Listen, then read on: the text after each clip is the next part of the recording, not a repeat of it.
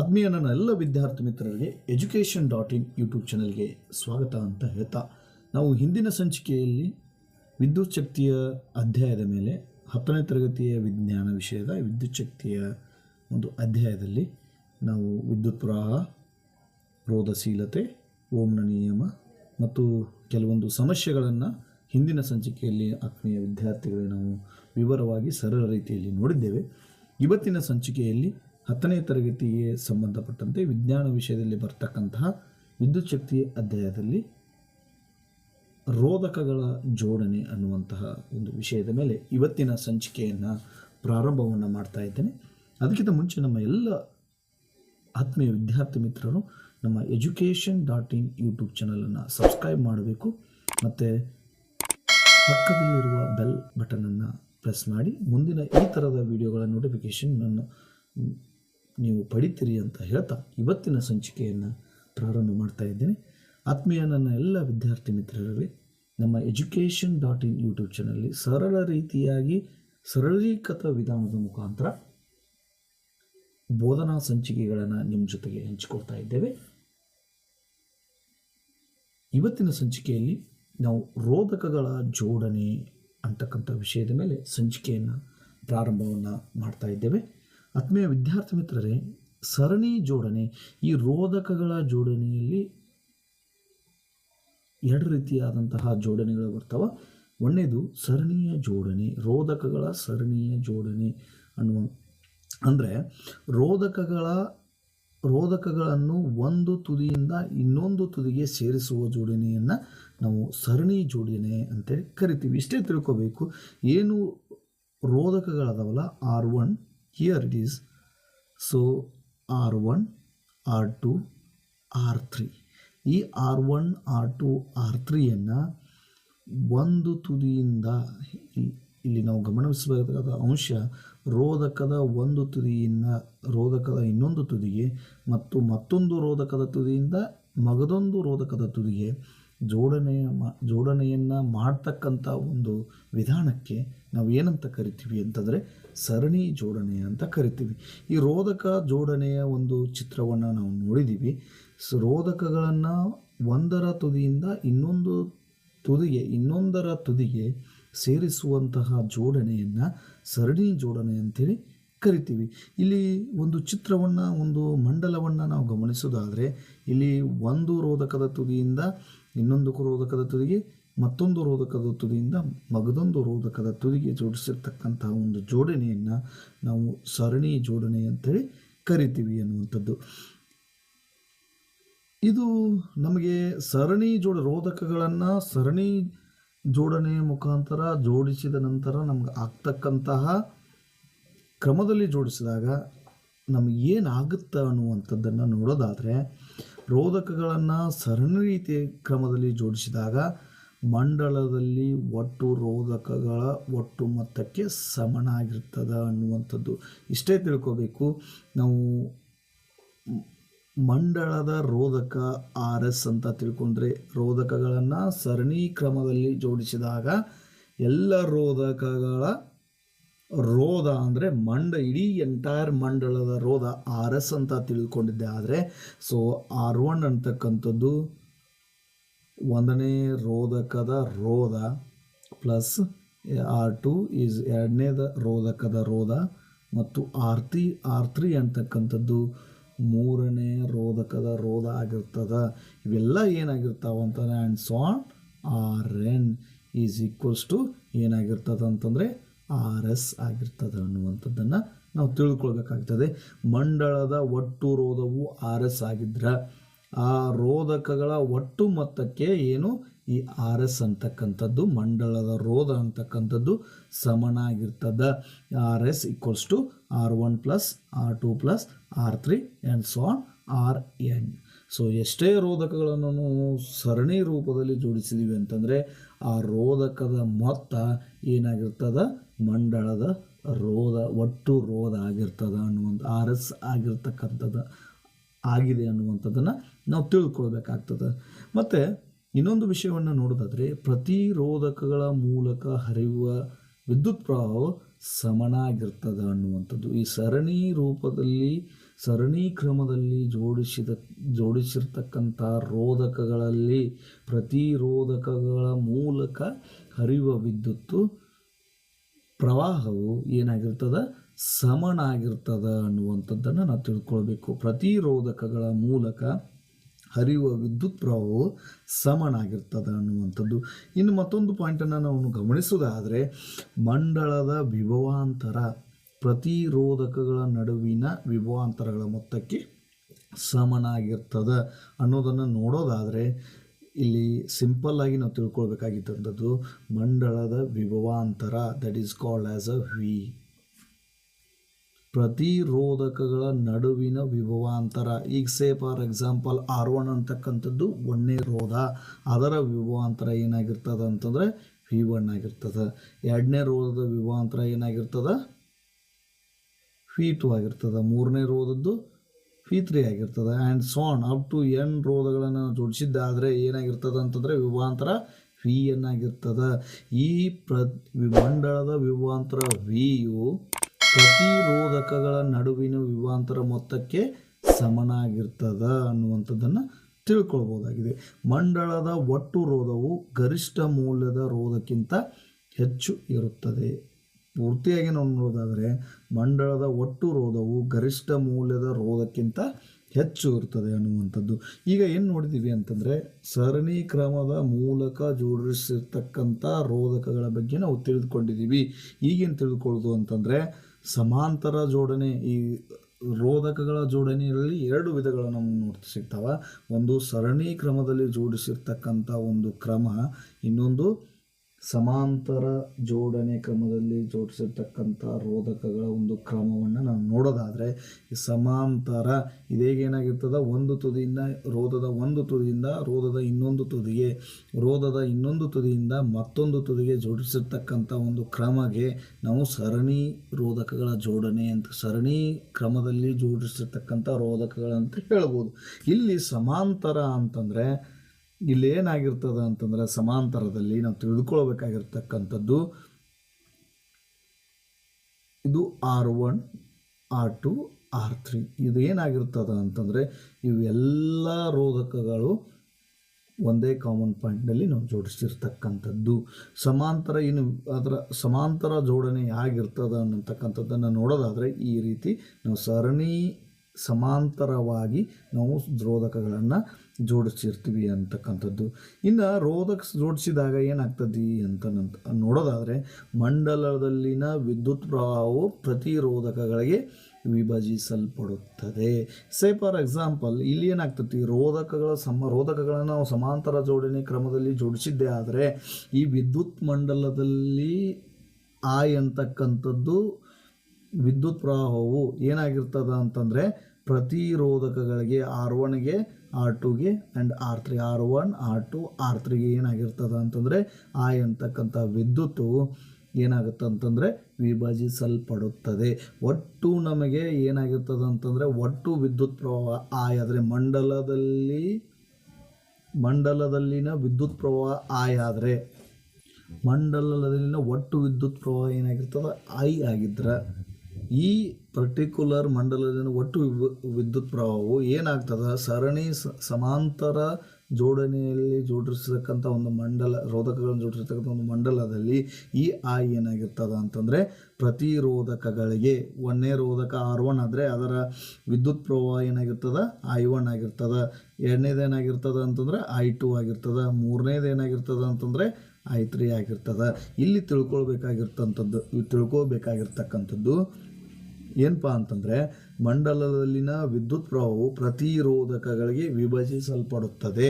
ಆದ್ದರಿಂದ ಮಂಡಲದಲ್ಲಿನ ಒಟ್ಟು ವಿದ್ಯುತ್ ಪ್ರವಾಹ ಪ್ರತಿರೋಧಕಗಳ ಮೂಲಕ ಪ್ರವೇಶಿಸಿದ ವಿದ್ಯುತ್ ಪ್ರವಾಹಗಳ ಮೊತ್ತಕ್ಕೆ ಸಮನಾಗಿರ್ತದೆ ಅನ್ನುವಂಥದ್ದು. ಈ ಪ್ರತಿ ವಿದ್ಯುತ್ಗಳಿಗೆ ಸಮನಾಗಿರ್ತಕ್ಕಂಥದ್ದನ್ನು ಏನಪ್ಪ ಅಂತಂದರೆ I = I1 + I2 + I3 and so on In. Okay, so ಇಲ್ಲಿ ಏನು ತಿಳ್ಕೊಳ್ಬೇಕಾಗಿರ್ತಕ್ಕಂಥದ್ದು, ಮಂಡಲದಿಂದ ಒಟ್ಟು ವಿದ್ಯುತ್ ಪ್ರವಾಹ ಆದರೆ ಇದಕ್ಕೆ ಎದಕ್ಕೆ ಸಮ ಆಗಿರ್ತದೆ ಅಂತಂದರೆ, ಪ್ರತಿರೋಧಕಗಳಲ್ಲಿ ಏನು ಮಂಡಲದಲ್ಲಿ ಒಟ್ಟು ವಿದ್ಯುತ್ ಪ್ರವಾಹ ಪ್ರತಿರೋಧಕ ಮುಖ ಪ್ರವಹಿಸುವಂತಹ ವಿದ್ಯುತ್ ಪ್ರವಾಹಗಳ ಮೊತ್ತಕ್ಕೆ I1 plus I2 plus I3 ಇದೇನಾಗಿರ್ತದ ಅಂತಂದರೆ ಸಮನ ಆಗಿರ್ತದ ಅನ್ನುವಂಥದ್ದನ್ನು ನಾವು ತಿಳ್ಕೊಳ್ಬೋದಾಗಿದೆ.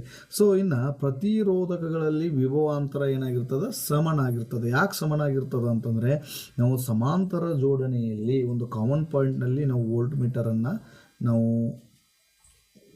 ಕನೆಕ್ಷನನ್ನು ಮಾಡಿರ್ತೀವಿ. ಏನಾಗಿರ್ತದ ಅಂತಂದರೆ, ಈ ಕಾಮನ್ ಪಾಯಿಂಟ್ನಲ್ಲಿ ನಾವು ಕನೆಕ್ಷನ್ ಮಾಡಿರಿದಾಗ ಇದರ ಪ್ರತಿರೋಧಕದ ವಿಭವಾಂತರ ಏನಾಗಿರ್ತದ ಅಂತಂದರೆ ಸಮನ ಆಗಿರ್ತದ ಅನ್ನುವಂಥದ್ದನ್ನು ನಾವು ಅರ್ಥ ಮಾಡ್ಕೊಳ್ಬೇಕು. ಅದಾದರೆ ಇನ್ನು ಸಮಾನ ರೋಧದ ಹೃತ್ಕ್ರಮವು ಪ್ರತಿಯೊಂದು ರೋಧಕಗಳ ರೋಧದ ಉತ್ಕ್ರಮಕ್ಕೆ ಮೊತ್ತಕ್ಕೆ ಸಮನ ಆಗಿರ್ತದ ಅಂತಂದರೆ ನಾವು ತಿಳ್ಕೊಳ್ಬೇಕಾಗ್ತದೆ. ಇಲ್ಲೇನಾಗ್ತದೆ ಅಂತಂದರೆ, ಟೋಟಲ್ ರೋಧದ ಸಮಾನ ರೋಧದ ಉತ್ಕ್ರಮವು 1 / R1P ಆದ್ರೆ ಒಂದೇ ರೋಧದ ಉತ್ಕ್ರಮವು ಏನಾಗಿರ್ತದ ಅಂತಂದರೆ, ರೋಧದ ಉತ್ಕ್ರಮವು 1 / R1 plus 1 / R2 plus 1 / R3 plus up to 1 / Rn ಆಗಿರ್ತದ ಅನ್ನುವಂಥದ್ದು. ಇನ್ನು ಮತ್ತೊಂದು ಅಂಶವನ್ನು ನಾವು ಗಮನಿಸೋದಾದರೆ, ಸರಣಿ ಜೋಡಣೆಗಿಂತ ಸಮಾಂತರ ಜೋಡಣೆ ಆಗ್ತಕ್ಕಂತಹ ಪ್ರಯೋಜನಗಳೇನು? ನಾವು ಇಲ್ಲಿ ಒಂದು ವಿದ್ಯುತ್ ಮಂಡಲದಲ್ಲಿ ನಾವು ಏನು ನೋಡಿದ್ದೀವಿ, ರೋಧಕಗಳನ್ನ ಸರಣಿ ರೂಪದಲ್ಲಿ ಜೋಡಿಸಿ ನೋಡಿದ್ದೀವಿ.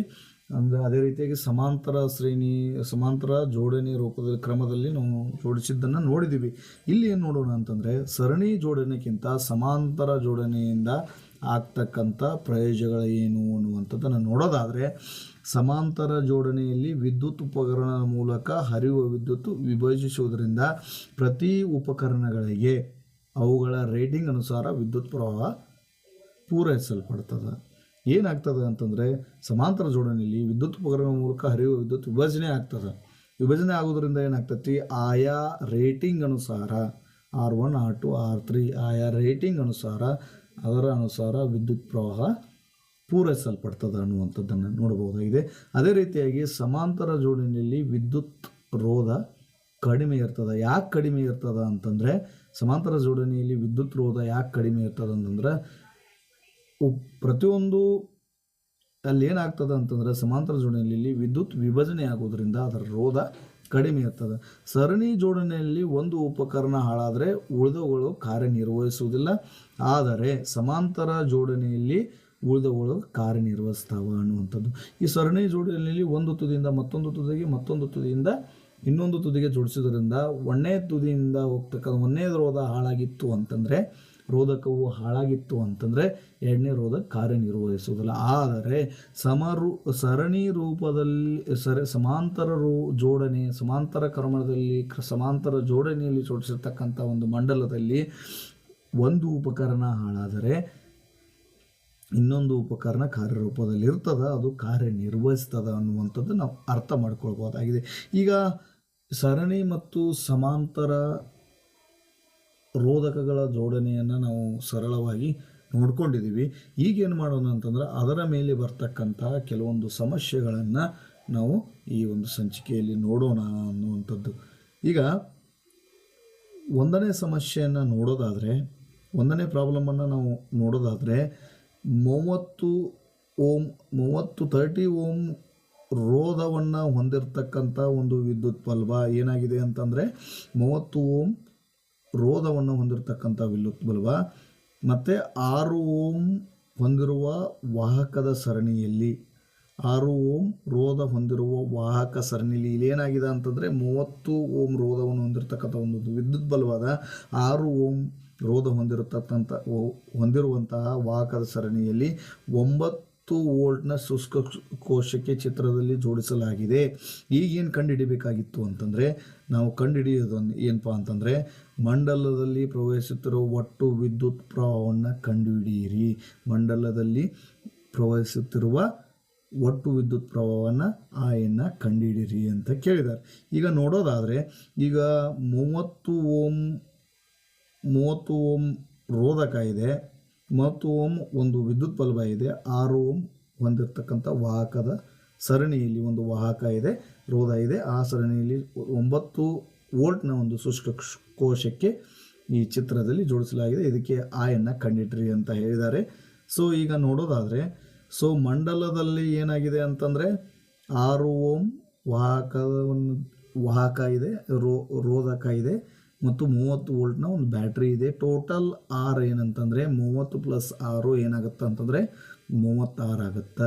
ಇಲ್ಲಿ ನಾವು ಏನು ಕಂಡುಹಿಡಿಬೇಕಾಗಿರ್ತಕ್ಕಂಥದ್ದು ಆಯನ್ನು ಕಂಡುಹಿಡಿಬೇಕಾಗಿದೆ. ವಿದ್ಯುತ್ ಮಂಡಲದಲ್ಲಿ ಪ್ರವಹಿಸುತ್ತಿರುವ ವಿದ್ಯುತ್ ಪ್ರವಾಹವನ್ನು ಕಂಡುಹಿಡಿಯಿರಿ ಅಂತ ಕೇಳ್ಯಾರ.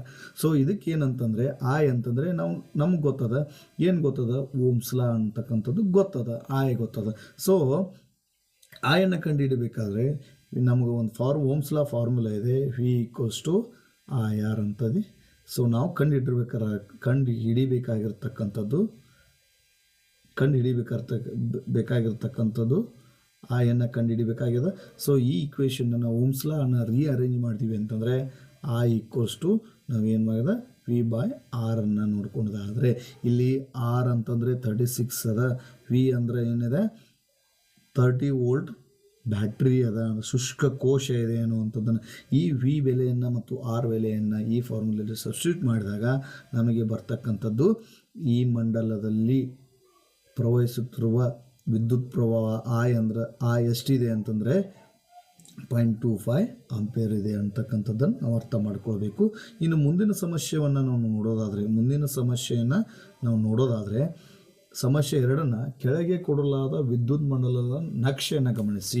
ಈ ವಿದ್ಯುತ್ ಮಂಡಲದಲ್ಲಿ ಏನಾಗಿದೆ, ಒಂದನೇ ರೋಧ 5 ಓಮ್ ಅದ, ಒಂದನೇ ರೋಧಕ 5 ಓಮ್ ಅದ, ಎರಡನೇ ರೋಧಕ 10 ಓಮ್ ಅದ, ಮೂರನೇ ರೋಧಕ 15 ಓಮ್ ಅದ. ಇಲ್ಲಿ ಏನು ಕೇಳಿದ್ದಾರೆ ಅಂತಂದರೆ ಮಂಡಲದಲ್ಲಿ ಪ್ರವಹಿಸುತ್ತಿರುವ ವಿದ್ಯುತ್ ಪ್ರವಾಹವನ್ನು ಕಂಡುಹಿಡಿಯಿರಿ ಅಂತ ಕೇಳ್ಯಾರ. ಸೊ ನಮಗೇನು ಬೇಕಾಗಿದೆ ಅಂತಂದ್ರೆ ಮತ್ತೆ ಇಲ್ಲಿ ಆಯನ್ನು ನಾವು ಕಂಡುಹಿಡಿಬೇಕು. ಟೋಟಲ್ ಮಂಡಲದಲ್ಲಿ ಪ್ರವಹಿಸುತ್ತಿರುವ ವಿದ್ಯುತ್ ಪ್ರವಾಹವನ್ನು ಕಂಡುಹಿಡಿಯಿರಿ ಅಂತ ಕೇಳ್ಯಾರ. ಸೊ ನಮ್ಗೆ ಈಗಾಗಲೇ ಗೊತ್ತಿರುವ ಹಾಗೆ ನಮಗೇನದ ಅಂತಂದರೆ ಒಟ್ಟು ರೋಧವನ್ನು ರೋಧಕದ ರೋಧವನ್ನು ಕಂಡುಹಿಡಬೇಕಾದ್ರೆ ಒಟ್ಟು ಮಂಡಲದ ರೋಧ ಏನಿದೆ 5, ಒಂದನೇ ರೋಧಕ, ಎರಡನೇದು ರೋಧಕ 10 ಓಮ್, ಮೂರನೇ ರೋಧಕದ ರೋಧ 15 ಓಮ್ ಅದ. ಟೋಟಲ್ ಮಂಡಲದ ರೋಧ ಏನಿದೆ 30 ಓಮ್ನಷ್ಟು ಮಂಡಲದ ರೋಧ ಇದೆ ಅನ್ನುವಂಥದ್ದು ತಿಳ್ಕೊಬೇಕು. ಈಗ ಆಯನ್ನು ಕಂಡುಹಿಡಿಬೇಕಾದ್ರೆ ನಮ್ಗೆ ಗೊತ್ತಿದೆ V = IR. ಸೊ ನಮಗೆ ಏನು ಕಂಡುಹಿಡಿದ್ರೆ ವಿದ್ಯುತ್ ಪ್ರವಾಹವನ್ನು ಕಂಡುಹಿಡಿ ಅಂತ ಹೇಳಿದ್ದಾರೆ. ಸೊ I = V/R ಅನ್ನು ನೋಡಿದರೆ ಈ ಸಮಸ್ಯೆ 2ರಲ್ಲಿ ಮಂಡಲದಲ್ಲಿ ಪ್ರವಹಿಸುತ್ತಿರುವ ಟೋಟಲ್ ವಿದ್ಯುತ್ ಪ್ರವಾಹ ಏನಂತಂದರೆ 1 ಆಂಪೇರ್ ಆಗಿರ್ತದೆ ಅನ್ನುವಂಥದ್ದನ್ನು ನಾವು ತಿಳ್ಕೊಳ್ಬೋದು. ಇನ್ನು ಮೂರನೇ ಸಮಸ್ಯೆಯನ್ನು ನೋಡೋದಾದರೆ ನೋಡೋದಾದರೆ ಈ ಕೆಳಗಿನ ಮಂಡಲ ನಕ್ಷೆ ಗಮನಿಸಿ R3 ಬೆಲೆಯನ್ನು ನಾವು ಕಂಡುಹಿಡಿಯಿರಿ ಅಂತ ಹೇಳ್ಯಾರ. ಸೊ ಇಲ್ಲಿ ಮಂಡಲದ ಒಟ್ಟು ರೋಧವನ್ನು ಮೊದಲಿಗೆ ನಾವು ಕಂಡುಹಿಡ್ಕೊಳ್ಬೇಕು. ಮಂಡಲ ರೋಧದಲ್ಲಿ ಒಂದನೇ ರೋಧಕದ ರೋಧ 6 ಓಮ್ ಅದ, ಎರಡನೇ ರೋಧಕದ ರೋಧ 5 ಓಮ್ ಅದ, ಮೂರನೇ ರೋಧಕದ ರೋಧವನ್ನು ನಾವು ಕಂಡುಹಿಡಿಯಿರಿ ಅಂತ ಕೇಳಿದ್ದಾರೆ. That is called as R3 ಅಂತಕ್ಕಂಥದ್ದನ್ನು R3ಯನ್ನು ನಾವು ಕಂಡುಹಿಡಿಬೇಕಾಗಿರ್ತಕ್ಕಂಥದ್ದು. ಹೌದಾ? ಸೊ ಈಗ ನೋಡೋದಾದರೆ ಮಂಡಲದ ಒಟ್ಟು ರೋಧ ಏನಿದೆ ಅಂತಂದರೆ ಇವು 3 ರೋಧವನ್ನು ನಾವು ಏನಂತ ತಿಳ್ಕೊಂಡ್ರೆ RP ಅಂತ ತಿಳ್ಕೊಂಡ್ರೆ ಒಂದನೇ ರೋಧಕ ರೋಧ 6 ಓಮು, ಎರಡನೇ ರೋಧಕದ ರೋಧ 5 ಓಮು ಮತ್ತು R3ಯನ್ನು ಕಂಡುಹಿಡಬೇಕಾದ್ರೆ ಟೋಟಲ್ ಮಂಡಲದ ರೋಧಕ ಏನಾಗಿದೆ ಅಂತಂದರೆ 6, 5, 11 ಓಮ್ ಪ್ಲಸ್ R3 ಅದ ಅನ್ನುವಂಥದ್ದು ತಿಳ್ಕೊಳ್ಬೇಕು. ಈಗ ಏನಾಗಿದೆ ಅಂತಂದರೆ ನಮ್ಗೆ ಒಂದು ಫಾರ್ಮುಲಾ ಗೊತ್ತಾಗಿದೆ.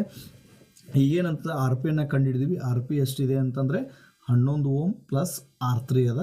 11 ಓಮ್ ಪ್ಲಸ್ R3 ಅದ. ಈಗ ನಾವು ಸಿಂಪಲ್ ಆಗಿ ನಮ್ಗೆ ಗೊತ್ತಿರೋ ಹಾಗೆ ಓಮ್ನ ನಿಯಮವನ್ನು ಇಲ್ಲಿ ಅಪ್ಲೈ ಮಾಡಿದ್ದೆ ಆದರೆ R3ಯನ್ನು ಕಂಡುಹಿಡಿಬೋದು. ಓಮ್ನ ನಿಯಮ ಏನಿದೆ ಅಂತಂದರೆ V = IR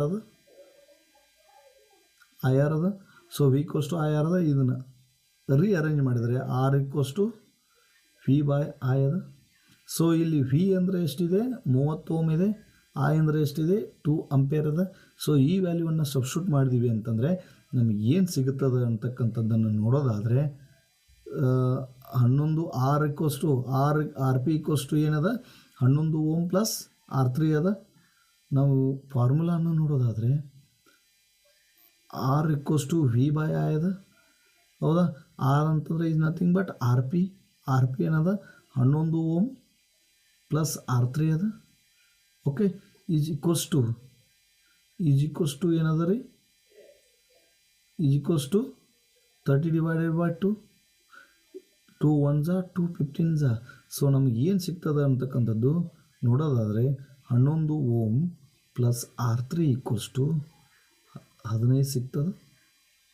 ಓಕೆ, ಸೊ ನಾವು ಈಗ R3ಯನ್ನು ಕಂಡುಹಿಡಿಬೇಕಾದ್ರೆ so R3 equals to 15 minus 11 ಆಗ್ತದೆ. ಸೊ 15 - 11 ಆದರೆ ನಮ್ಗೆ R3 ಎಷ್ಟು ಸಿಗ್ತದೆ ಅಂತಕ್ಕಂಥದ್ದನ್ನು 15ರೊಳಗೆ 11 ಕಳೆದ್ರೆ ನಮ್ಗೆ ಸಿಗ್ತಕ್ಕಂಥದ್ದು R3 equals to 4 ohm. So ಇಲ್ಲಿ ನೋಡೋದಾದರೆ R3 ಅಂತಕ್ಕಂಥದ್ದು 4 ಓಮ್ ಆಗಿರ್ತದೆ ಅನ್ನುವಂಥದ್ದು. ಇನ್ನು ಸಮಸ್ಯೆ 4 ನೋಡೋದಾದರೆ ಕೊಟ್ಟಿರುವ ವಿದ್ಯುತ್ ಮಂಡಲವನ್ನು ಗಮನಿಸಿ ಮಂಡಲದ ಒಟ್ಟು ರೋಧವನ್ನು ಮತ್ತು ಮಂಡಲದಲ್ಲಿ ಹರಿತಿರುವ ಒಟ್ಟು ಪ್ರವಾಹವನ್ನು ಲೆಕ್ಕಾಚಾರ ಮಾಡಿರಿ ಅಂತ ಕೇಳ್ಯಾರ. ಸೊ ಏನಂತಂದರೆ ಎಲ್ಲ ರೋಧಕದ ಸಮಾಂತರವಾಗಿ ಜೋಡಿಸಿರ್ತಕ್ಕಂಥ ರೋಧಕಗಳ ರೋಧವನ್ನು ಕೊಟ್ಟಿದ್ದಾರೆ. ಒಂದನೇ ರೋಧಕದ 3 ಓಮ್, ಎರಡನೇ ರೋಧಕದ್ದು 6 ಓಮ್, ಮೂರನೇ ರೋಧಕದ್ದು ರೋಧ 6 ಓಮನ್ನು ಕೊಟ್ಟಿದ್ದಾರೆ. ಇಲ್ಲಿ ಪ್ರವಹಿಸುತ್ತಿರುವ ವಿದ್ಯುತ್ ಪ್ರವಾಹ 6 ವೋಲ್ಟ್, ಪ್ರವಹಿಸುತ್ತಿರುವ ಶುಷ್ಕ ಕೋಶದ ವೋಲ್ಟೇಜನ್ನು ಕೊಟ್ಟಿದ್ದಾರೆ 6 ವೋಲ್ಟ್ ಅಂತ ಕೊಟ್ಟಾರೆ. ನಾವು ನೋಡೋದಾದ್ರೆ V = 6 ಅಂತ ಕೊಟ್ಟಾರೆ. ಈಗೇನು ಕಂಡುಹಿಡಿಬೇಕಂದ್ರೆ ಮಂಡಲದ ಒಟ್ಟು ರೋಧವನ್ನು ಮತ್ತು ಮಂಡಲದಲ್ಲಿ ಪ್ರವಹಿಸುತ್ತಿರುವ ಒಟ್ಟು ವಿದ್ಯುತ್ ಪ್ರವಾಹವನ್ನು ಏನು ಮಾಡಬೇಕಂತಂದರೆ ನಾವು ಕಂಡುಹಿಡಬೇಕಾಗ್ತದೆ. ಈಗ ನೋಡೋದಾದರೆ ಇಲ್ಲಿ ಸಮಾಂತರ ಜೋಡಣೆಯಲ್ಲಿ ನಾವು ಉತ್ಕ್ರಮದಲ್ಲಿ ನೋಡೋದಾದರೆ 1/Rp = 1/R1 + 1/R2 + 1/R3 plus ಇದನ್ನು ಕಂಡುಹಿಡಬೇಕಾಗ್ತದೆ. ಸೊ 1/R1 ಅಂತಂದರೆ R1ನ ರೋಧಕದ ರೋಧ 3 ಆಗಿದ್ರೆ ನಾವು ವೃತ್ತಕ್ರಮದಲ್ಲಿ ಬರೆದಾಗ 1/R3 ಆಗುತ್ತೆ ಪ್ಲಸ್ 1/6 ಆದರೆ ಇದನ್ನು ನಾವು ಏನು ಮಾಡ್ಕೊಳ್ಬೇಕಂದ್ರೆ 1/Rpಯನ್ನು ಕಂಡುಹಿಡಿಯೋದಾದರೆ 1/Rpಯನ್ನು ನಾವು ಕಂಡುಹಿಡಿಯೋದಾದರೆ ಇದರ ಏನು LCM ಅನ್ನು ಮೊದಲು ತಗೋಬೇಕಾದ್ರೆ LCM ತಗೊಂಡ ನಂತರ ನಮ್ಗೆ ಏನು ಸಿಗ್ತದೆ ಅಂತಂದರೆ 4/6 ಸಿಗ್ತದೆ. 4/6 ಸಿಗ್ತದೆ. ಓಕೆ, 4/6 ಸಿಗ್ತದೆ ಅಂತಕ್ಕಂಥದ್ದು ನೋಡೋದಾದರೆ ದೆನ್ Rp = 8 ಬರ್ತದೆ ಅನ್ನೋದನ್ನು ನೋಡೋದಾದರೆ Rp = 1.5 ಓಮ್ ಬರ್ತದೆ. ಈಗ Rp = 1.5 ಓಮ್ ಆದರೆ ನಮಗೇನು ವಿದ್ಯುತ್ ಪ್ರವಾಹನ ಈಸಿಯಾಗಿ ನಾವು ಕಂಡುಹಿಡ್ಕೊಳ್ಬೋದು. ಯಾಕಂತಂದ್ರೆ ಓಮ್ನ ನಿಯಮವನ್ನು ನಾವು ಈ ಮಂಡಲಕ್ಕೆ ಅಪ್ಲೈ ಮಾಡಿದಂತಂದರೆ ನಮ್ಗೆ ಗೊತ್ತಿರ್ತಕ್ಕಂಥದ್ದು ಫಾರ್ಮುಲಾ I = V/R ಅದ. ಸೊ ಮಂಡಲದಲ್ಲಿ ಪ್ರವಹಿಸುತ್ತಿರುವ ಒಟ್ಟು ವಿದ್ಯುತ್ ಪ್ರವಾಹ ಕಂಡುಹಿಡಬೇಕಾದ್ರೆ I = V/R ಅದ. ಸೊ 6 ವೋಲ್ಟ್ ಕೊಟ್ಟಾರ. ಸೊ Rp = ಏನದ 1.5 ಓಮ್ ಅದ. ಎಲ್ಲ ಕೊಟ್ಟಿವಿ ಅಂತಂದ್ರೆ ಕ್ಯಾಲ್ಕುಲೇಟ್ ಮಾಡಿದ ನಂತರ ನಮಗೆ ಸಿಗ್ತಕ್ಕಂಥದ್ದು 4 ಆಂಪಿಯರ್ ಟೋಟಲ್ ವಿದ್ಯುತ್ ಪ್ರವಾಹ. ಒಂದು ವಿದ್ಯುತ್ ಮಂಡಲಿ ಕೊಟ್ಟಿರ್ತಕ್ಕಂಥ ವಿದ್ಯುತ್ ಮಂಡಲದಲ್ಲಿ ಪ್ರವಹಿಸುತ್ತಿರುವ ವಿದ್ಯುತ್ ಎಷ್ಟು ಅಂತಂದರೆ 4 ಆಂಪಿಯರ್ ಅಂತಕ್ಕಂಥದ್ದನ್ನು ನಾವು ತಿಳ್ಕೊಳ್ಬೇಕಾಗ್ತದೆ. ಈಗ ಮುಂದಿನ ಸಮಸ್ಯೆಯನ್ನು ನೋಡೋದಾದರೆ ಇಲ್ಲಿ ಕೊಟ್ಟಿರ್ತಕ್ಕಂಥ ಸಮಸ್ಯೆಯನ್ನು ನೋಡೋದಾದ್ರೆ ಕೊಟ್ಟಿರುವ ಬಿಂದುವನ್ನು ಗಮನಿಸಿ ಮಂಡಲದ ಒಟ್ಟು ರೋಧ ಮತ್ತು ಮಂಡಲದಲ್ಲಿ ಪ್ರವಹಿಸುತ್ತಿರುವ ವಿದ್ಯುತ್ ಪ್ರವಾಹವನ್ನು ಲೆಕ್ಕಾಚಾರ ಮಾಡಿ ಅಂತ ಹೇಳ್ಯಾರ. ಸೊ R1 = ಏನದ 10 ಓಮ್ ಅದ. ನಾವು ತಿಳ್ಕೊಳ್ಬೇಕಾಗಿರ್ತಕ್ಕಂಥ ಈ ಒಂದು ಇದರಲ್ಲಿ 10 ಓಮ್ ಅದ. ಇನ್ನೊಂದು ಏನಂತಂದ್ರೆ R2 = 20 ಓಮ್ ಅದ.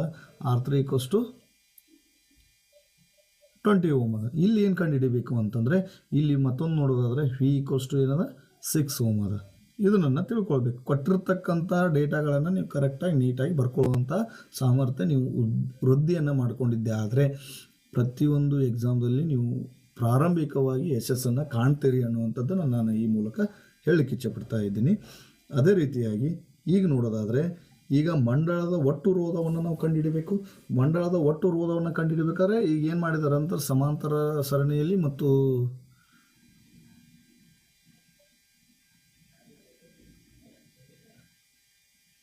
ಈಗ ಈ ವಿದ್ಯುತ್ ಗಮನಿಸಿದಾಗ ಸಮಾಂತರ ಮತ್ತು ಸರಣಿ ರೂಪದಲ್ಲಿ ಜೋಡಿಸಿದಾಗ ರೋಧಗಳನ್ನು ನೋಡಿದ್ದೀವಿ.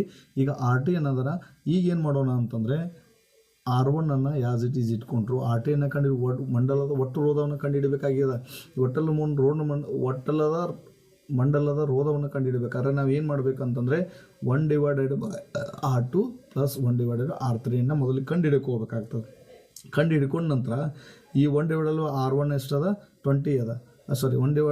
R1 ಎಷ್ಟದ 10 ಓಮ್ ಅದ ಪ್ಲಸ್ 1/R2 ಎಷ್ಟದ 20 ಓಮ್ ಅದ ಪ್ಲಸ್ 1/R3 ಎಷ್ಟದ 20 ಓಮ್ ಅದ. ಇದನ್ನು ನೀವು ಕಂಡುಹಿಡಿದುಕೊಂಡು ಸಿಂಪ್ಲಿಫಿಕೇಶನ್ ಮಾಡಿದಾಗ ನಮಗೆ ಗೊತ್ತಾಗಿರ್ತಕ್ಕಂಥದ್ದು. ಸೊ ಇದನ್ನು ನಾವು ನೋಡ್ಕೋ LCM ಏನದ 20 ಅದ. 1 + 1 ಏನಾಗುತ್ತೆ 2 ಆಗುತ್ತೆ.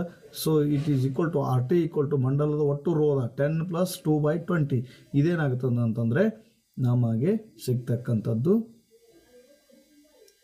2 1s 2 2s ಏನಾಗ್ತದೆ ಅಂತಂದರೆ 1/10 ಆಗುತ್ತೆ.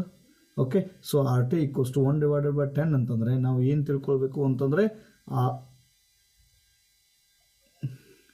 10 + 10 ಎಷ್ಟಾಗುತ್ತೆ 20 ಅಂತಕ್ಕಂಥದ್ದು ತಿಳ್ಕೊಳ್ಬೇಕು. ಈಗ ನಮಗೆ ವಿದ್ಯುತ್ ಮಂಡಲದಲ್ಲಿ ಪ್ರವಹಿಸುತ್ತಿರೋ ವಿದ್ಯುತ್ ಪ್ರವಾಹವನ್ನು ಕಂಡುಹಿಡಬೇಕಾದ್ರೆ I = ಏನದ V/R ಅದ.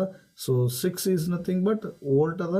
20 ಅಂತಕ್ಕಂಥದ್ದು ನಾವು RTನ ಕಂಡುಹಿಡಿದ್ವಿ. ಟೋಟಲ್ ಈ ಮಂಡಲದಲ್ಲಿ ಪ್ರವಹಿಸುತ್ತಿರೋ ವಿದ್ಯುತ್ ಪ್ರವಾಹ ಏನಾಗಿದೆ ಅಂತಂದರೆ 0.3 ಆಂಪಿಯರ್ ಆಗಿದೆ ಅಂತಕ್ಕಂಥದ್ದನ್ನು ನಾವು ತಿಳ್ಕೊಳ್ಬೋದು. ಸೊ ಇನ್ನು ಮತ್ತೊಂದು ಸಮಸ್ಯೆಯನ್ನು ನೋಡಿದರೆ ಸಿಂಪಲ್ ಆಗಿ ನೋಡ್ಕೊಂಡು ಬಿಡೋಣ. ರೋಧಕಗಳಾದ R1 R2 ಮತ್ತು R3ಗಳ ಬೆಲೆಯನ್ನು ಕ್ರಮವಾಗಿ 10 ಓಮ್ 20 ಓಮ್ ಮತ್ತು 60 ಓಮ್ಗಳಾಗಿ ಅವುಗಳನ್ನು 24 ವೋಲ್ಟ್ ವಿಭವಾಂತರವಿರುವ ಒಂದು ಬ್ಯಾಟರಿಗೆ ಸಮಾಂತರವಾಗಿ ವಿದ್ಯುತ್ ಮಂಡಲದಲ್ಲಿ ಜೋಡಿಸಿದೆ. ಹಾಗಾಗಿ ಕೆಳಗಿನ ಲೆಕ್ಕಾಚಾರದಿಂದ ಮಾಡಿದರೆ ಪ್ರತಿಯೊಂದು ರೋಧಕದ ಮೂಲಕ ಪ್ರವೇಶಿಸುತ್ತಿರುವ ವಿದ್ಯುತ್ ಪ್ರವಾಹ, ಇಲ್ಲಿ ನಾವು ಏನು ಅಂಡರ್ಸ್ಟ್ಯಾಂಡನ್ನು ಮಾಡ್ಕೋಬೇಕು, ಮೊದಲಿಗೆ ಯಾವ ಮಂಡಲ ಯಾವ ರೀತಿಯಾಗಿ ಜೋಡಣೆಯನ್ನು ಮಾಡಿದ್ದಾರೆ ಅಂತಕ್ಕಂಥದ್ದನ್ನು ನಾವು ಅರ್ಥ ಮಾಡ್ಕೊಳ್ಬೇಕು. ಈ ಸಮಸ್ಯೆಯಲ್ಲಿ ಈ ಪ್ರಾಬ್ಲಮಲ್ಲಿ ನಾವು ತಿಳ್ಕೊಳ್ಬೇಕಾಗಿರ್ತಕ್ಕಂಥದ್ದು ಸಮಾಂತರವಾಗಿ ವಿದ್ಯುತ್ ಮಂಡಲದಲ್ಲಿ ಜೋಡಿಸಿದೆ ಅಂತಕ್ಕಂಥದ್ದು. ನಂತರ ಏನು ಮಾಡ್ಕೋಬೇಕು, ಪ್ರತಿಯೊಂದು ರೋಧಕದ ಮೂಲಕ ಪ್ರವೇಶಿಸುತ್ತಿರುವ ಪ್ರತಿಯೊಂದು ರೋಧಕ R1 R2 R3ಗಳ ಮೂಲಕ ಪ್ರವೇಶಿಸುತ್ತಿರುವ ವಿದ್ಯುತ್ ಪ್ರವಾಹ ಆಯನ್ನು ಕಂಡುಹಿಡ್ಕೊಳ್ಬೇಕು. ಮಂಡಲದಲ್ಲಿ ಒಟ್ಟು ವಿದ್ಯುತ್ ಪ್ರವಾಹ ಮೊದಲಿಗೆ ಏನು ಮಾಡಬೇಕು, ಪ್ರತಿಯೊಂದು ರೋಧಕದ ಮೂಲಕ ಪ್ರವೇಶಿಸುತ್ತಿರುವ ವಿದ್ಯುತ್ ಪ್ರವಾಹನ ಕಂಡುಹಿಡ್ಕೋಬೇಕು. ಅದು ಸಮಾಂತರವಾಗಿ ಜೋಡಿಸಿರ್ತಕ್ಕಂಥ ವಿದ್ಯುತ್ ಮಂಡಲದಲ್ಲಿ ಒಟ್ಟು ವಿದ್ಯುತ್ ಪ್ರವಾಹವನ್ನು ನಾವು ಕಂಡುಹಿಡ್ಕೋಬೇಕು. ಅದರಲ್ಲಿ ಮಂಡಲದಲ್ಲಿ ಒಟ್ಟು ರೋಧವನ್ನು ಕಂಡುಹಿಡ್ಕೋಬೇಕು. ಈಗ ಮೊದಲಿಗೆ ನಾವು ನೋಡೋದಾದರೆ ಮೊನ್ನೆ ಸಮಸ್ಯೆಯನ್ನು ನೋಡೋದಾದರೆ ಪ್ರತಿಯೊಂದು ರೋಧಕದ ಮೂಲಕ ಪ್ರವೇಶಿಸುತ್ತಿರುವ ವಿದ್ಯುತ್ ಪ್ರವಾಹ ಎಷ್ಟಿದೆ ಅಂತ ಕೇಳ್ಯಾರ. ನಮ್ಗೆ I1 = ಪ್ರತಿಯೊಂದು ರೋಧಕನ ಕಂಡುಹಿಡಬೇಕು. ಈಗ ಒಂದನೇ ರೋಧಕ ಏನಿದೆ ಅಂತಂದರೆ ನಮ್ಗೆ ಗೊತ್ತಿದೆ I1 ಈಸ್ ನಥಿಂಗ್ ಬಟ್ ಒಂದನೇ ರೋಧಕದಲ್ಲಿ ಪ್ರವೇಶಿಸುತ್ತಿರುವ ವಿದ್ಯುತ್ ಪ್ರವಾಹ ಏನಂತಂದರೆ I1 ಅಂತ ಕೇಳ್ಬೋದು. V/R1 ಟೋಟಲ್ V ಅಂದರೆ ಏನದ 24 ಅದ. ಸೊ ನಮಗೇನದ R1 ಅಂದರೆ 10 ಓಮ್ ಅದ. ಸೊ ಒಂದನೇ ರೋಧಕದ ಮೂಲಕ ಪ್ರವೇಶಿಸುತ್ತಿರುವ ವಿದ್ಯುತ್ ಪ್ರವಾಹ ಏನದ 2.4 ಆಂಪಿಯರ್ ಅದ. ಇದೇ ರೀತಿಯಾಗಿ I2 ಅನ್ನು ಕಂಡುಹಿಡಿದರೆ 1.2 ಆಂಪಿಯರ್ ಅದ. I3 ಕಂಡುಹಿಡಿದರೆ 0.4 ಆಂಪಿಯರ್ ಅದ. ಅದೇ ಅಂತಂದರೆ ನಾವು ಪ್ರತಿಯೊಂದು ರೋಧಕದ ಮೂಲಕ ಪ್ರವೇಶಿಸುತ್ತಿರುವ ವಿದ್ಯುತ್ ಪ್ರವಾಹ. ಇಲ್ಲಿ ಮಂಡಲದಲ್ಲಿ ಒಟ್ಟು ವಿದ್ಯುತ್ ಪ್ರವಾಹ ಅಂದರೆ ಇನ್ನು I ನೋಡೋದಾದರೆ ಇಲ್ಲಿ I1 ಅನ್ನು ಕಂಡುಹಿಡಿದೀವಿ, I2 ಅನ್ನು ಕಂಡುಹಿಡಿದೀವಿ ಪ್ಲಸ್ I3 ಅನ್ನು ಕಂಡುಹಿಡಿದ್ರೆ ನಮ್ಗೆ ಏನಂತಂದರೆ ಟೋಟಲ್ ಮಂಡಲದಲ್ಲಿ ಪ್ರವೇಶಿಸುತ್ತಿರುವ ವಿದ್ಯುತ್ ಪ್ರವಾಹವನ್ನು ನಾವು ಈಸಿಯಾಗಿ ಕಂಡುಹಿಡಿಬೋದು. ಇಲ್ಲಿ ನೋಡೋದಾದರೆ I1 + I2 + I3 ನೋಡೋದಾದರೆ ಪೂರ್ತಿ ಮೂರನ್ನು ನಾವು ಕೂಡಿಸಿದ್ದೀವಿ ಅಂತಂದರೆ ಟೋಟಲ್ ಮಂಡಲದಲ್ಲಿ ಪ್ರವೇಶಿಸುತ್ತಿರುವ ಒಟ್ಟು ವಿದ್ಯುತ್ ಪ್ರವಾಹ 4 ಆಂಪಿಯರ್ ಇದೆ ಅನ್ನುವಂಥದ್ದು ನೋಡ್ಕೋಬೇಕು. ಸೊ ಮಂಡಲದಲ್ಲಿ ಒಟ್ಟು ರೋಧ ಎಷ್ಟಿದೆ ಅಂತಂದರೆ ನಾವು ಕಂಡುಹಿಡಿದಾದರೆ R = V/ಅದ. ಟೋಟಲ್ ನಮ್ಗೆ I ಅಂದರೆ ಎಷ್ಟಿದೆ V ಅಂದರೆ ಎಷ್ಟಿದೆ 24 ವೋಲ್ಟ್ ಅದ. ಸೊ I ಅಂದರೆ ಎಷ್ಟು ಕೊಟ್ಟಾರ್ರಿ 4 ಕಂಡು ಹಿಡ್ಕೊಂಡಿದ್ದೀವಿ. ಸೊ ನಾವು R = ನಮ್ಗೆ ಓಮ್ನ ನಿಯಮ ಗೊತ್ತದ. V = I, R = V/I ಗೊತ್ತದ, ಹೌದಾ. ಸೊ ಈಗ ಏನಂತಂದರೆ ವಿನ ವ್ಯಾಲ್ಯೂವನ್ನು I1 ವ್ಯಾಲ್ಯೂನ ಈ ಫಾರ್ಮುಲಲ್ಲಿ ಸಬ್ಸ್ಟಿಟ್ಯೂಟ್ ಮಾಡಿದ್ರೆ ಮಂಡಲದ ಒಟ್ಟು ರೋಧ ಏನು ಸಿಗ್ತದೆ ಅಂತಕ್ಕಂಥದ್ದು ನಾವು ನೋಡ್ಬೋದಾಗಿದೆ. 6 ಓಮ್ ಅಂತಕ್ಕಂಥದ್ದು ರೋಧ ಈ ಒಂದು ಸಮಸ್ಯೆಯಲ್ಲಿ ನಮ್ಗೆ ಸಿಗ್ತದೆ ಅನ್ನುವಂಥದ್ದು. ಇನ್ನು ಮುಂದಿನದಾಗಿ ನೋಡೋದಾದರೆ ವಿದ್ಯುತ್ ಪ್ರವಾಹದ ಉಷ್ಣದ ಪರಿಣಾಮ ಅಂದರೆ ಏನು? ಇಲ್ಲಿ ಏನಂತಂದರೆ ವಾಹಕದ ರೋಧವು ವಿದ್ಯುತ್ ಶಕ್ತಿಯನ್ನು ಉಷ್ಣ ರೂಪದಲ್ಲಿ ಹೊರಹಾಕುವ ವಿದ್ಯಮಾನ. ವಾಹಕದ ರೋಧವು ವಿದ್ಯುತ್ ಶಕ್ತಿಯನ್ನು ಉಷ್ಣದ ರೂಪದಲ್ಲಿ ಹೊರಹಾಕ್ತಕ್ಕಂಥ ಒಂದು ವಿದ್ಯಮಾನವನ್ನು ನಾವು ಏನಂತ ಕರಿತೀವಿ, ವಿದ್ಯುತ್ ಪ್ರವಾಹ ಅಂತ ಕರಿತೀವಿ. ಈ ತತ್ವಗಳನ್ನು ಆಧರಿಸಿ ಕೆಲಸ ಮಾಡ್ತಕ್ಕಂಥ ಸಾಧನ ಯಾವಂತಂದ್ರೆ ನಾವು ಮನೆಯಲ್ಲಿ ಇಸ್ತ್ರಿ ಪೆಟ್ಟಿಗೆಯನ್ನು ನೋಡಿದ್ದೀವಿ. ಆತ್ಮೀಯ ವಿದ್ಯಾರ್ಥಿ, ಇಸ್ತ್ರಿ ಪೆಟ್ಟಿಗೆಯನ್ನು ನೋಡಿದ್ದೀವಿ, ವಿದ್ಯುತ್ ಹೀಟರನ್ನು ನೋಡಿದ್ದೀವಿ, ಗೀಝರನ್ನು ನೋಡಿದ್ದೀವಿ. ಇವೆಲ್ಲವೂ ಏನಂತಂದರೆ ವಿದ್ಯುತ್ ಪ್ರವಾಹದ ಉಷ್ಣದ ಪರಿಣಾಮ. ಇಲ್ಲಿ ಏನಾಗ್ತದೆ, ವಾಹಕದ ರೋಧವು ವಿದ್ಯುತ್ ಶಕ್ತಿಯಿಂದ ಉಷ್ಣ ರೂಪದಲ್ಲಿ ಹೊರತ ಹಾಕ್ತಕ್ಕಂಥ ಒಂದು ವಿದ್ಯಮಾನ, ಅದು ವಿದ್ಯುತ್ ಪ್ರವಾಹ ಅಂತ ಕರಿತೀವಿ.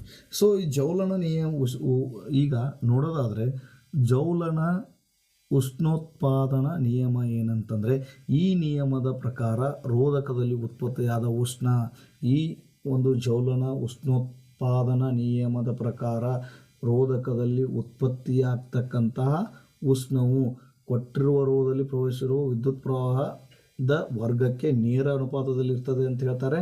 ಕೊಟ್ಟಿರುವ ರೋಧದಲ್ಲಿ ಪ್ರವಹಿಸುತ್ತಿರುವ ವಿದ್ಯುತ್ ಪ್ರವಾಹವು ಅಂದರೆ ಉತ್ಪತ್ತಿಯಾದ ಉಷ್ಣವು ಕೊಟ್ಟಿರುವ ರೋಧದಲ್ಲಿ ಪ್ರವಹಿಸುತ್ತಿರುವ ವಿದ್ಯುತ್ ಪ್ರವಾಹದ ಏನು ಉತ್ಪತ್ತಿಯಾಗಿರ್ತದಲ್ಲ ಉಷ್ಣ ಆ ರೋಧಕದಲ್ಲಿ ಪ್ರವಹಿಸುತ್ತಿರುವ ವಿದ್ಯುತ್ ಪ್ರವಾಹದ ವರ್ಗಕ್ಕೆ ಸಮನಾಗಿರ್ತದೆ ಅಂತಕ್ಕಂಥದ್ದನ್ನು ಹೇಳ್ತಾರೆ. ಇನ್ನು ಎರಡನೇ ಪಾಯಿಂಟನ್ನು ಏನು ಹೇಳ್ತಾರೆ ಅಂತಂದರೆ, ಉತ್ಪತ್ತಿಯಾದ ಉಷ್ಣವು ಕೊಟ್ಟಿರುವ ವಿದ್ಯುತ್ ಪ್ರವಾಹಕ್ಕೆ, ಏನು ರೋಧಕದಲ್ಲಿ ಉತ್ಪತ್ತಿಯಾದಂಥ ಉಷ್ಣ ಏನಿದೆ ಆ ಕೊಟ್ಟಿರುವ ವಿದ್ಯುತ್ ಪ್ರವಾಹಕ್ಕೆ ರೋಧವು ನೇರ ಅನುಪಾತದಲ್ಲಿ ಇರ್ತದೆ ಅಂತ ಹೇಳ್ತಾರೆ. ಮೂರನೇ ಪಾಯಿಂಟನ್ನು ನೋಡೋದಾದರೆ, ಉತ್ಪತ್ತಿಯಾದ ಉಷ್ಣವು ರೋಧಕಗಳ ಮೂಲಕ ಹರಿಯುವ ವಿದ್ಯುತ್ ಪ್ರವಾಹದ ಕಾಲಕ್ಕೆ ನೇರ ಅನುಪಾತದಲ್ಲಿ ಇರ್ತದೆ ಅನ್ನುವಂಥದ್ದು ಹೇಳಿದ್ದಾರೆ. ಇದನ್ನು ಫಾರ್ಮುಲಾ ರೂಪದಲ್ಲಿ ನಾವು ಗಣತೀಯ ರೂಪದಲ್ಲಿ ನೋಡೋದಾದರೆ H ಅಂತಕ್ಕಂಥದ್ದು ಉಷ್ಣೋತ್ಪಾದನಾ H ಇಸ್ ನಥಿಂಗ್ ಅಂದರೆ I² = RT ಅಂತಕ್ಕಂಥದ್ದು. I² ವಿದ್ಯುತ್ ಪ್ರವಾಹ, R ಅಂದರೆ ರೋಧ, T ಅಂದರೆ ಟೈಮ್ ಅಂತಕ್ಕಂಥದ್ದು ನಾವು ತಿಳ್ಕೊಳ್ಬೇಕಾಗ್ತದೆ. ಇನ್ನು ಜ್ವಲನ ಉಷ್ಣೋತ್ಪಾದನಾ ನಿಯಮ ಏನಾಗಿರ್ತದೆ ಅದನ್ನು ಸಿಂಪಲ್ ಆಗಿ ತಿಳ್ಕೊಳ್ಬೇಕು. ಇದು important point of your examination purpose. ನೋಡೋದಾದರೆ ಪ್ರಕಾರ ಈ ರೋಧಕದಲ್ಲಿ ಉತ್ಪತ್ತಿಯಾದಂಥ ಉಷ್ಣವು ಕೊಟ್ಟಿರುವ ರೋಧದಲ್ಲಿ ಪ್ರವಹಿಸುತ್ತಿರುವ ವಿದ್ಯುತ್ ಪ್ರವಾಹದ ವರ್ಗಕ್ಕೆ ನೇರ ಅನುಪಾತದಲ್ಲಿರ್ತದೆ ಅಂತ ಒಂದು ಪಾಯಿಂಟನ್ನು ಹೇಳಿದರೆ, ರೋಧಕದಲ್ಲಿ ಉತ್ಪತ್ತಿಯಾದ ಉಷ್ಣವು ಕೊಟ್ಟಿರುವ ವಿದ್ಯುತ್ ಪ್ರವಾಹಕ್ಕೆ ರೋಧವು ನೇರ ಅನುಪಾತದಲ್ಲಿರುತ್ತದೆ. ರೋಧಕದ ಮೂಲಕ ಹರಿಯುವ ವಿದ್ಯುತ್ ಪ್ರವಾಹ ಕಾಲಕ್ಕೆ ನೇರ ಅನುಪಾತದಲ್ಲಿರ್ತಕ್ಕಂಥದ್ದನ್ನು ನಾವು ನೋಡ್ಬೋದಾಗಿದೆ. ಈಗ ಇದನ್ನು ಗಣಿತೀಯ ಸೂತ್ರದಲ್ಲಿ ನೋಡೋದಾದರೆ H = I² RT. ಈ ಒಂದು ನಿಯಮದ ಮೇಲೆ ನಾವು ಸಮಸ್ಯೆಯನ್ನು ನೋಡೋದಾದರೆ ಒಂದೇ ಒಂದು ಸಮಸ್ಯೆಯನ್ನು ನೋಡೋಣ. 4 ಓಮ್ ರೋಧದಿಂದ ಪ್ರತಿ ಸೆಕೆಂಡಿಗೆ 100 ಜೌಲ್ನಷ್ಟು ಉಷ್ಣ ಶಕ್ತಿ ಉತ್ಪತ್ತಿಯಾಗ್ತದೆ. ರೋಧಕದ ನಡುವಿನ ವಿಭವಾಂತರನ ಕಂಡುಹಿಡಿಯಿರಿ ಅಂತ ಹೇಳ್ಯಾರ. ನಾವು ಈಗಾಗಲೇ ಒಂದು ಫಾರ್ಮುಲಾನ ನೋಡಿದ್ದೀವಿ. H = R² RT ಅಂತ ನೋಡಿದ್ದೀವಿ. H = I² RT ಅಂತ ನೋಡಿದ್ದೀವಿ. ಈಗ 4 ಓಮ್ ರೋಧ ಅಂತಂದರೆ ರೋಧಕದ ರೋಧ ಎಷ್ಟಿದೆ? 4 ಓಮ್ ಇದೆ. ಟೈಮ್ ಎಷ್ಟಿದೆ? 1 ಸೆಕೆಂಡ್ ಇದೆ. ಸೊ H ಎಷ್ಟಿದೆ ಅಂತಂದರೆ ಎಷ್ಟು ಜೌಲ್ನಷ್ಟು ಉಷ್ಣ ಶಕ್ತಿ ಉತ್ಪತ್ತಿಯಾಗಿದೆ? 100 ಜೌಲ್ನಷ್ಟು ಉಷ್ಣ ಶಕ್ತಿ ಉತ್ಪತ್ತಿಯಾಗಿದೆ ಅನ್ನುವಂಥದ್ದು ನೋಡ್ಬೋದಾಗಿದೆ. ಈಗಿನ ಫಾರ್ಮುಲಾ ಇದೆ H = I² RT ಅಂತ ಇದೆ. ಸೊ ಇಲ್ಲಿ ನಾವು I-ಅನ್ನು ಕಂಡುಹಿಡಿಬೇಕು. ರೋಧಕದ ನಡುವಿನ ವಿಭವಾಂತರವನ್ನು ಕಂಡುಹಿಡಿದಾರೆ, ಇಲ್ಲಿ I ಅಂತ ಕಂಡುಹಿಡಿದಾರೆ. ಆದರೆ ಸೊ ನಾವು ಏನು ಫಾರ್ಮುಲಾ ರೀಅರೇಂಜ್ ಮಾಡಿದ್ದೀವಿ ಅಂತಂದರೆ, ಇಲ್ಲಿ ನೋಡೋದಾದರೆ ನಮಗೆ ಏನು ಕೊಟ್ಟಿದ್ದಾರೆ ಅಂತಂದರೆ H = I² RT ಅಂತ ಕೊಟ್ಟಾರೆ. ಸೊ ನಾವು ಏನು ಕಂಡುಹಿಡಬೇಕು? I-ಅನ್ನು ಕಂಡುಹಿಡಬೇಕು. ದೆನ್ I² ಏನದ? H / RT ಅದ. ಈ ಸ್ಕ್ವೇರನ್ನು ಈ ಕಡೆ ಕಳಿಸಿದ್ದೀವಿ ಅಂತಂದ್ರೆ I = √H / RT ಆಗ್ತಾ ಅನ್ನುವಂಥದ್ದನ್ನು ತಿಳ್ಕೊಳ್ಬೇಕು. ಈಗ ಏನಂತಂದರೆ ನಮಗೆ H ವ್ಯಾಲ್ಯೂ ಗೊತ್ತದ, R ವ್ಯಾಲ್ಯೂ ಗೊತ್ತದ, T ವ್ಯಾಲ್ಯೂವನ್ನು ಇದರಲ್ಲಿ ಸಬ್ಸ್ಟಿಟ್ಯೂಟ್ ಮಾಡಿ ನಮಗೆ I-ಅನ್ನು ಕಂಡುಹಿಡಿದಿದ್ದಾದರೆ ನಮಗೆ ಬರ್ತಕ್ಕಂಥದ್ದು I = 5 ಆಂಪಿಯರ್ ಬರ್ತದೆ. ಈಗ ವಿಭವಾಂತರನ ಕಂಡುಹಿಡಿಬೇಕಾಗಿತ್ತು ಅಂತಂದರೆ ಸೊ ನಮಗೆ ಓಮ್ನ ನಿಯಮದ V = IR ಅದ. ಸೊ I ವ್ಯಾಲ್ಯೂವನ್ನು R ವ್ಯಾಲ್ಯೂವನ್ನು ಇದರಲ್ಲಿ ಸಬ್ಸ್ಟಿಟ್ಯೂಟ್ ಮಾಡಿದ್ವಿ ಅಂತಂದರೆ ನಮಗೆ ವಿಭವಾಂತರ, ರೋಧಕಗಳ ನಡುವಿನ ವಿಭವಾಂತರ ಎಷ್ಟು ಸಿಗುತ್ತದೆ ಅಂತಕ್ಕಂಥದ್ದನ್ನು ನೋಡೋದಾದರೆ 20 ಓಮ್ ಸಿಗ್ತದೆ ಅನ್ನುವಂಥದ್ದು. ಇನ್ನೊಂದು ಸಮಸ್ಯೆಯನ್ನು ನೋಡೋದಾದರೆ 20 ರೋಧವನ್ನು R = 20 ಓಮ್ ರೋಧವನ್ನು ಹೊಂದಿರುವ ಇಸ್ತ್ರಿ ಪೆಟ್ಟಿಗೆಯು 5 ಆಂಪಿಯರ್ ವಿದ್ಯುತ್ ಪ್ರವಾಹವನ್ನು ಉಪಯೋಗಿಸುತ್ತದೆ. 20 ಓಮ್ನ ರೋಧವನ್ನು ಹೊಂದಿರುವ ಇಸ್ತ್ರಿ ಪೆಟ್ಟಿಗೆಯು 5 ಆಂಪಿಯರ್ ವಿದ್ಯುತ್ ಪ್ರವಾಹವನ್ನು ಉಪಯೋಗಿಸುತ್ತದೆ. 30 ಸೆಕೆಂಡ್ಗೆ ಉತ್ಪತ್ತಿಯಾದ ಉಷ್ಣವನ್ನು ಕಂಡುಹಿಡ್ರಿ ಅಂತ ಹೇಳ್ಯಾರ. ಈಸಿಯಾಗಿ ಫಾರ್ಮುಲಾದಲ್ಲಿ R = 20 ಅದ, I = 5 ಆಂಪಿಯರ್ ಅದ, T = 30 ಸೆಕೆಂಡ್ ಅದ. ಸೊ ನಾವು ಫಾರ್ಮುಲಾ ಇದೆ H = I² RT ಅದ. ಈ ಫಾರ್ಮುಲಾದಲ್ಲಿ ನಾವು ವ್ಯಾಲ್ಯೂವನ್ನು ಸಬ್ಸ್ಟಿಟ್ಯೂಟ್ ಮಾಡೋದಾದರೆ ನಮಗೇನು ಸಿಗ್ತದೆ ಅಂತಂದರೆ ಉತ್ಪತ್ತಿಯಾದ ಉಷ್ಣ ಎಷ್ಟಿರ್ತದೆ ಅಂತಂದರೆ 15 ಕಿಲೋ ಜೌಲ್ಸ್ನಷ್ಟು ಅದ. ಆದರೆ 15,000 ಜೂಲ್ನಷ್ಟು ನಮಗೆ ಉತ್ಪತ್ತಿಯಾದ ಉಷ್ಣ ಆಗಿರ್ತದೆ ಅನ್ನುವಂಥದ್ದು ನಾವು ತಿಳ್ಕೊಳ್ಬೋದಾಗಿದೆ. ಆದ್ಮೇಲೆ ನನ್ನ ಎಲ್ಲ ವಿದ್ಯಾರ್ಥಿ ಮಿತ್ರರೇ, ಇವತ್ತಿನ ಸಂಚಿಕೆಯಲ್ಲಿ ನಾವು ಸರಣಿ ಮತ್ತು ಸಮಾಂತರ ಕ್ರಮದಲ್ಲಿ ಜೋಡಿಸಿರ್ತಕ್ಕಂಥ ರೋಧಕಗಳ ಬಗ್ಗೆ ನಾವು ತಿಳಿದುಕೊಂಡಿದ್ದೀವಿ. ಅದೇ ರೀತಿಯಾಗಿ ಕೆಲವೊಂದು ಸಮಸ್ಯೆಗಳನ್ನು ಈ ಸಂಚಿಕೆಯಲ್ಲಿ ನಾವು ಸರಳವಾಗಿ ನೋಡಿದ್ದೀವಿ. ಆತ್ಮೀಯ ನನ್ನ ಎಲ್ಲ ವಿದ್ಯಾರ್ಥಿ ಮಿತ್ರರೇ, ನಮ್ಮ education.in ಯೂಟ್ಯೂಬ್ ಚಾನಲನ್ನು ಪ್ರೋತ್ಸಾಹಿಸಿ ಮತ್ತು ನಿಮ್ಮ ಸ್ನೇಹಿತರೊಂದಿಗೆ ಹಂಚಿಕೊಳ್ಳಿ ಅಂತ ಹೇಳ್ತಾ ಇವತ್ತಿನ ಸಂಚಿಕೆಯನ್ನು ಮುಗಿಸ್ತಾ ಇದ್ದೀವಿ. ಇನ್ನು ಮುಂದಿನ ಸಂಚಿಕೆಯಲ್ಲಿ 10ನೇ ತರಗತಿಯ ವಿಜ್ಞಾನ ವಿಷಯದಲ್ಲಿ ಬರ್ತಕ್ಕಂಥ ವಿದ್ಯುತ್ ಶಕ್ತಿ ಅಧ್ಯಾಯದ ಮೇಲೆ ಇನ್ನುಳಿದ ವಿಷಯದ ಮೇಲೆ ಮುಂದಿನ ಸಂಚಿಕೆಯಲ್ಲಿ ನಾವು ಸರಳವಾಗಿ ಸರಳೀಕೃತ ವಿಧಾನದ ಮುಖಾಂತರ ಬೋಧನಾ ಸಂಚಿಕೆಗಳನ್ನು ಯೂಟ್ಯೂಬ್ನಲ್ಲಿ ನಿಮ್ಮ ಜೊತೆ ಹಂಚಿಕೊಳ್ತೀವಿ ಅಂತ ಹೇಳ್ತಾ ಇವತ್ತಿನ ಸಂಚಿಕೆಯನ್ನು ಮುಗಿಸ್ತಾ ಇದ್ದೀನಿ.